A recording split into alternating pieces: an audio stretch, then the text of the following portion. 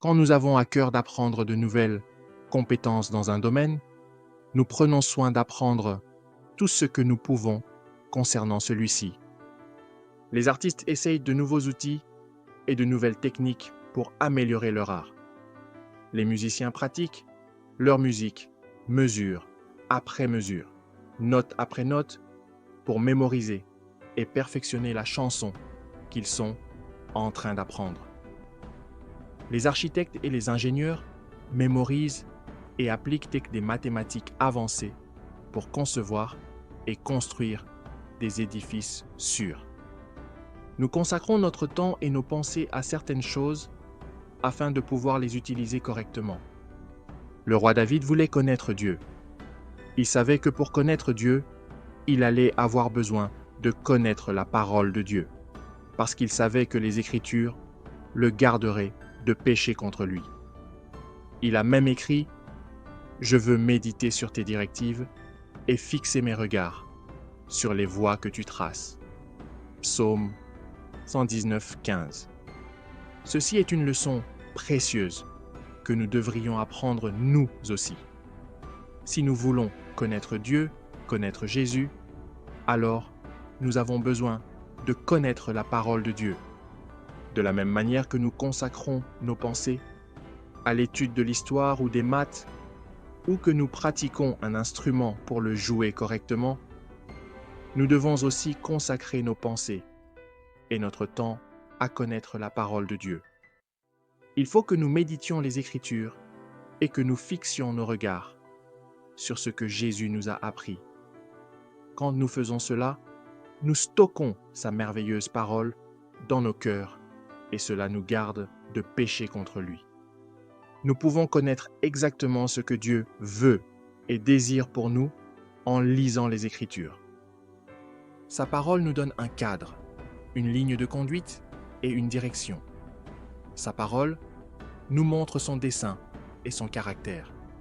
Elle nous révèle qui il est et en réaction à cela, nous nous réjouissons dans l'obéissance. Alors, aujourd'hui, à quoi vas-tu consacrer ton temps? De quelle manière vas-tu stocker la parole de Dieu dans ton cœur? Comment vas-tu méditer la parole de Dieu aujourd'hui? Quelqu'un dit, « Je vais faire une pause pour réfléchir sur le verset du jour au moins 3 fois aujourd'hui. » Puis, un autre dit, « Je vais prendre au moins 15 minutes des notes sur mon passage préféré des Écritures. » Et un autre plus loin dit, « Je vais mémoriser un verset de la Bible. » Je t'invite maintenant à faire cette prière avec moi, si tu le veux bien.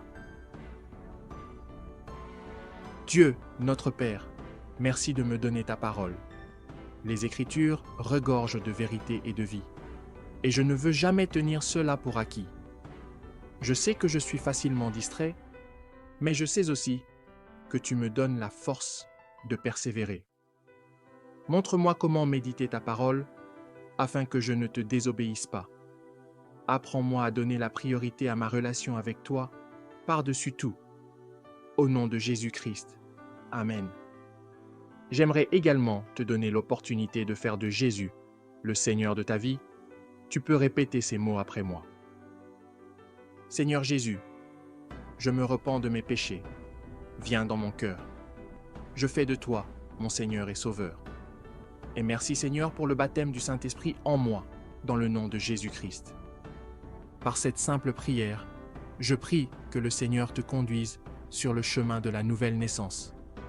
Trouve une bonne église qui a pour fondement la parole de Dieu, passe par les eaux du baptême et donne à Dieu la première place dans ta vie. J'espère de tout cœur que ce message t'a encouragé. Si tu connais quelqu'un qui pourrait être également encouragé par ce message, s'il te plaît, envoie-le lui. Édifions le corps du Christ ensemble. Nous publions des courtes méditations tous les mardis et vendredis. N'hésite pas à t'abonner à notre page pour ne rien manquer. Sois richement béni.